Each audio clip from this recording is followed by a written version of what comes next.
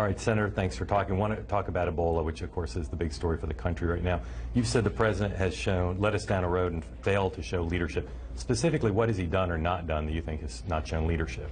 I think from the very beginning they haven't been completely forthright with us. They've so wanted to downplay this that they really, I don't think, have been very accurate in their description of the disease. For example, they say, don't worry, it's only mixture of bodily fluids through direct contact. So what are you thinking? I'm thinking like AIDS. You don't get AIDS at a cocktail party, so my level of alarm goes down, and if I'm treating somebody or looking at them around them, I'm thinking, oh no, it's like AIDS, I'm not going to get it. But it really isn't like AIDS. And then they'll say in a little lower voice, oh, but direct contact can be 3 feet from somebody. But if you ask any American on the street, do you think direct contact is standing 3 feet from somebody?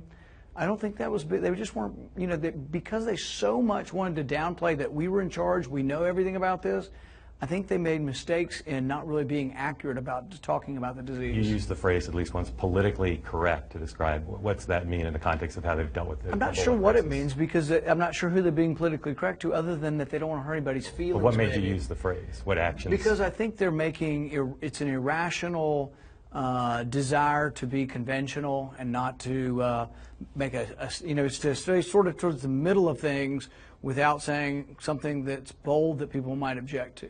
And that's kind of political correctness in a way. You're up here campaigning for Scott Brown, and you've done lots with other candidates. I know what you think Republicans have going for you. You said wind at your back earlier today. What do the Democrats have going for them in the midterms that are keeping some of these races closer than some suspected they would be? Still, the biggest obstacle we have as Republicans is demographics. We need to do better with African Americans, Hispanics, Asian Americans. And that's a factor in this election. It's a factor in every election. In congressional races, not so much because they're drawn, you know, for the races. In states and in national elections, the biggest obstacle Republicans have to being the dominant party, and I think we can win hands down on policy because, frankly, things haven't gotten any better under the Democrats. There's still massive unemployment. Black unemployment's 2 times white unemployment. I think that we can win on the policy once we begin to break down the demographic barriers that really we haven't done a very good job with in the past. All right, you're on the cover of Time magazine again, not for the first time. The line says, the most interesting man in politics. Does that mean you're more interesting than Dick Durbin and Lamar Alexander? You know, they're really fascinating guys. So, Both of them. yeah. Both of them. Actually, I don't know how we got that. I don't know. How do we? I don't know. So look at that picture. Like if most people on the cover of Time think, do I look handsome? Do you look handsome there? Is that? You know, I don't know. Without my glasses, I can't even tell that's Time. Right. All right. So we were joking before about who's funniest in your family, and you said there's that Germanic blood. And you're making a general statement about Germans and humor? Yeah, you hate to criticize a whole ethnic group, but I'm part of it, so maybe it's okay. Germans are fastidious and hard workers, and they build things, you know. But the other half of my family is Welsh and English, and they one grandparents were really hardworking, and the other grandparents were maybe more, you know, joking around, singing songs, reciting poetry. So I mean, I got half of that, and then I got it diluted again. So I'm afraid I really don't have a career in stand-up. I've heard you tell some jokes. You told some jokes today, the college kids out here, but your speech is a pretty serious, pretty intense speech. Is humor part of communicating in politics for you, or you think that's not necessary? Yeah, I think a joke, if I can remember a joke or come up with a new joke, I usually like to start with a joke. I think humor is a great way of engaging people. In fact, our young people, I hate to break this to you, they don't watch any news channels. Yeah, no, we're familiar with that. Zero. My kids, if they want news or are going to get news, they will send me a YouTube clip of Jimmy Kimmel, Jon Stewart. Right. That's where they get their news, is from comedians. And so we need some more conservative comedians.